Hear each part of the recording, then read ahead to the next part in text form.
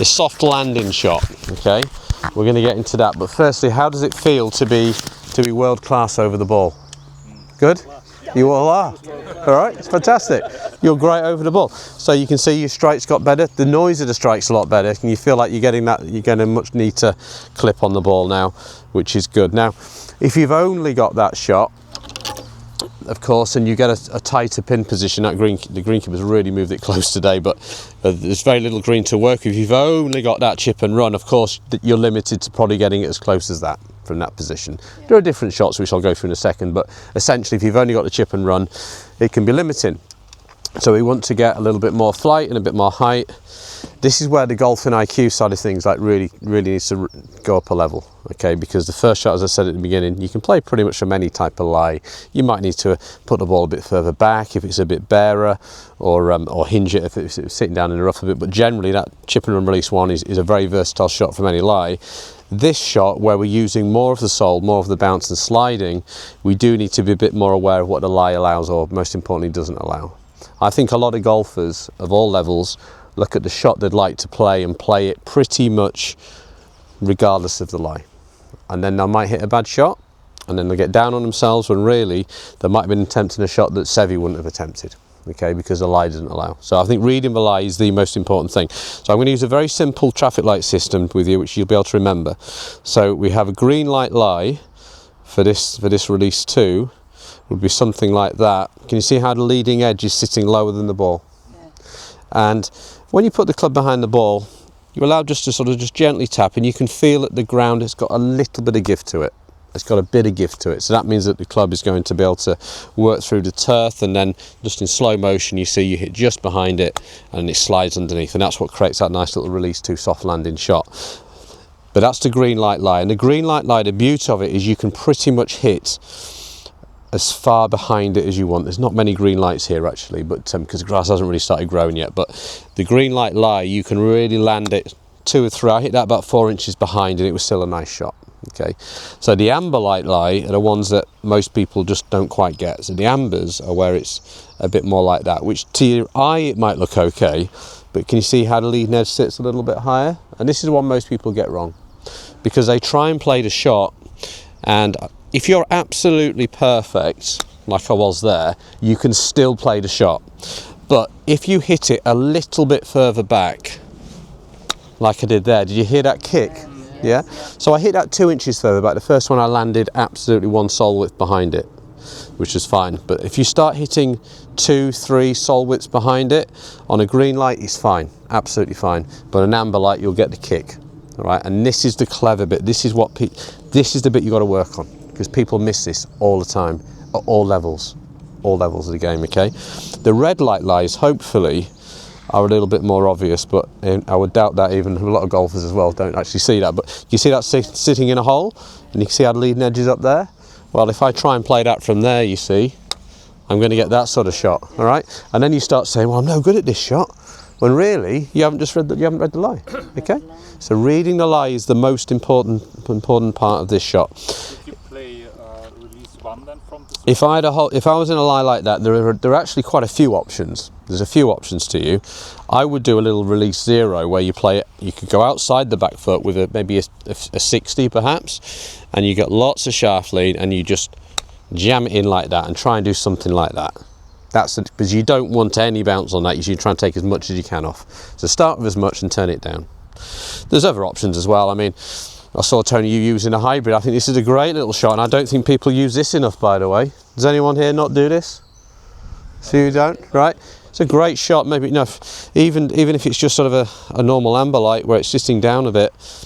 You could putt it from here as well. The problem with people generally hit the putter a little too hard at times. It can be hard to feel it, but the beauty about a hybrid with a bit of loft, use your putting grip and you just make a little putt stroke, and you see it just bumbles up and runs down. It's a really easy little shot if you learn not to hit it. Some people, when they first start doing a hybrid, they use a bit of wrist, and look, it goes like that. So you've got to be careful. You've got to make sure you put it. About 50-50 on this, yeah. 50-50, but you just got to collect it. You just got to collect it and get that speed. On a very light scale as well. Yeah, exactly as if I'm putting it. So I'm using my reverse overlap putting grip. That's my standard putting grip. If you've got something like this or whatever, you might not be able to do it, but use your putting grip. Hopefully you do have specialist putting grips and you don't have a normal grip yet, and just do that. Great club to use, great in link. I know some of you have been playing a bit of links golf recently, haven't you? When you're in these little runoff areas, it's brilliant. Justin Rose uses this a lot. Have you seen him? He used it. He chipped in on my last, didn't he, at Pebble Beach this year with a 7-wood, I think it was. So that's a great option. But if you didn't fancy doing that, you could stick to your release 1 and use something like a 6-iron or a 7-iron and just stick it into the bank as well. It's not my favourite option, this, because you're slightly in the lap of the gods, but it's a shot, you know, to try to bump it in there and take some speed out of the ball. So if you haven't got the green light lie, there are other ways to get it close. I will show you how to hit it high from these bare lies later, okay, when we get into some different lies, but we'll just get onto this green light lie, okay, if I can find some. So loft wise, I think it's important here to discuss that you probably want to use probably your second most lofted club. So I use 56 a lot. 54, 56 is enough here. I think generally people overuse the 60 too much for this type of shot. If you practice a lot and you play a lot, it's fine. A lot of pros use a 60, but I think for amateur golfers and people who are playing less, a 60 is tough. It's tough to use for 2 reasons. Firstly, when you have such a weak loft at address, it doesn't encourage you to release the club and play softly because it's so weak anyway. And secondly, when you have a really weak loft, you can go this way because you start weak and you go strong. And so Sevi, for example, never had more than 55 degrees of loft his entire career, and he was able to hit with his left nostril, wasn't he? And I played a lot with Ian Woosnam this winter over in Barbados, and he won the Masters in 1991. And he told me the most lofted club he had when he won the Masters in 91 was 53. So imagine, you know, that golf course, he won with 53, right?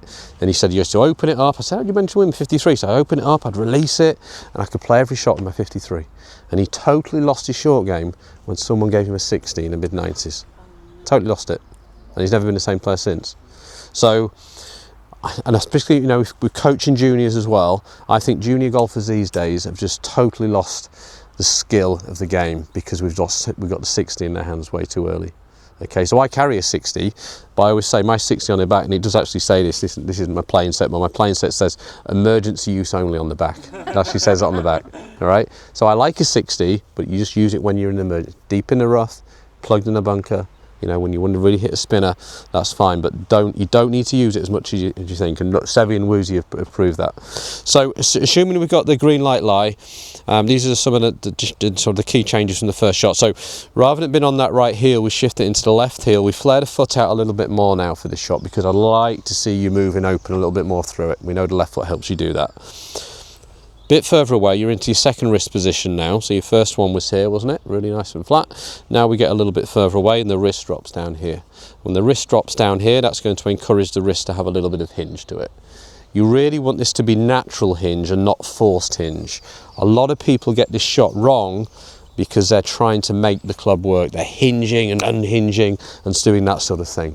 So I played it, but I was very hingy, wasn't I then? Okay, and if you're light with your grip pressure, what will happen, I'm super light, I'm down to like 3 out of 10 now, by the way, and my thumbs might look like they're on the grip, but they aren't. They're just resting.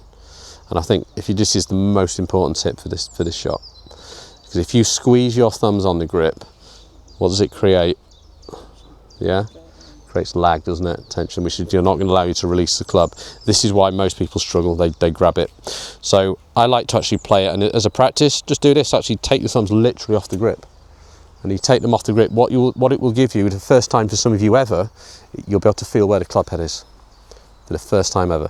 Because if you're squeezing it, you don't know where it is. Okay? So if you take it off, I can feel where the club head is and I can feel the club head release.